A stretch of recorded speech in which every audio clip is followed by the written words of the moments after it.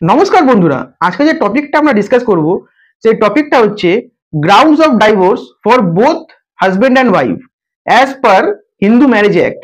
তো বন্ধুরা, একটা হিন্দু কাপল কোন কোন ক্ষেত্রে বা কোন কোন গ্রাউন্ডসে সে ডাইভোর্স পেতে পারে ইন কন্টেস্টেড মোড, সেই গ্রাউন্ডসগুলো আজকে আমরা এই ভিডিওতে এক এক করে ডিটেলে ডিসকাস করব। তো বন্ধুরা, প্রথম যে গ্রাউন্ডস আছে as per Hindu marriage act section 13 subsection 1, সেটা হচ্ছে অ্যাডাল্ট্রি। তো বন্ধুরা, অ্যাডাল্ট্রি মানে হচ্ছে যদি আপনার ওয়েডলকের বাইরে অথবা আপনাকে ছাড়া আপনার স্পাউস যদি অন্য কোনো পার্সনের সাথে ভলেন্টারি সেক্সুয়াল ইন্টারকোর্স করে, তাহলে সেটা হচ্ছে একটা ভ্যালিড গ্রাউন্ড ফর ডাইভোর্স। এটাই হচ্ছে অ্যাডাল্ট্রির মানে। আর সেকেন্ড গ্রাউন্ডটা হচ্ছে বন্ধুরা, সেটা হচ্ছে ক্রুয়েলটি। তো বন্ধুরা, ক্রুয়েলটির মানে আমাদের হিন্দু ম্যারেজ অ্যাক্টে কোথাও ডিফাইন করা নেই। এটা ডিপেন্ড হয় কেস অন কেস বেসিসে। সেটা লার্নেড কোর্ট এটাকে কি করে না ডিফাইন করে। তো থার্ড যে গ্রাউন্ডটা বন্ধুরা, সেটা হচ্ছে ডিজার্শন।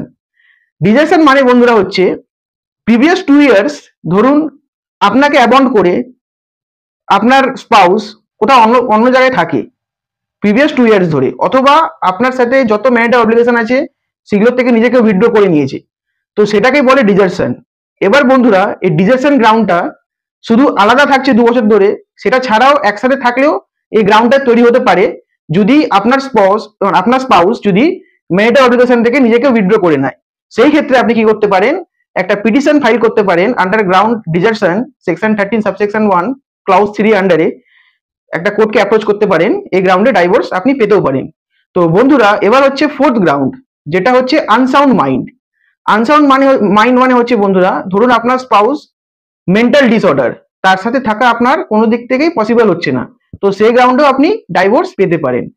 তো বন্ধুরা, এবার হচ্ছে ফিফথ গ্রাউন্ডটা, যেটা হচ্ছে suffering from vulnerable and communicable disease.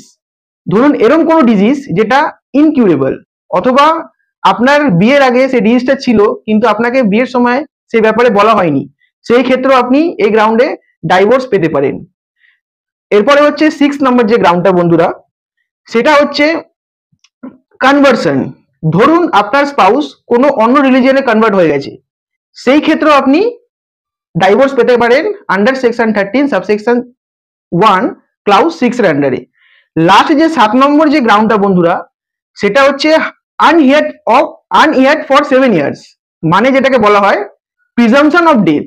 ধরুন 7 বছর ধরে না কোনো কন্ট্যাক্ট আছে আপনার স্পাউসের সাথে, না কোনো খোঁজ খবর আছে, কোনো কিছু ওর সাথে আপনি কন্ট্যাক্ট করতে পারছেন না, কোনো খোঁজ খবর নিয়ে আপনি জানেনও না সে কোথায় আছে, তো সেটাকে ধরে নেওয়া হয় 7 বছর পর যে সে মারা গেছে। সেই ক্ষেত্রেও আপনি এই যে লাস্ট গ্রাউন্ডটার ক্ষেত্রে আপনি ডাইভোর্স পেতে পারেন। তো বন্ধুরা, এটা ছিল সেকশন 13 সাবসেকশন 1 যে গ্রাউন্ডস গুলো কন্টেস্টেড ডিভোর্সের আন্ডারে as per Hindu marriage act, সেগুলো আমরা আজকে ডিসকাস করলাম। এরপরে আমরা ডিসকাস করব সেকশন 13 সাবসেকশন 2, যেখানে ওয়াইফকে স্পেশাল কিছু গ্রাউন্ডস দেওয়া হয়েছে ডাইভোর্স পাওয়ার জন্য। তারপরে যে 3rd নম্বর ভিডিওটা, সেখানে আমরা ডিসকাস কি করব, সেখানে আমরা ডিসকাস করব যে section 13B of Hindu marriage act, যেখানে বলা আছে ডাইভোর্স বাই মিউচুয়াল কনসেন্ট। তার শর্ট মানে হচ্ছে যে মিউচুয়াল ডিভোর্সের ব্যাপারে আমরা 3rd নম্বর ভিডিওতে ডিসকাস করব। তো আজকের ভিডিওটা এখানে শেষ করছি, ধন্যবাদ।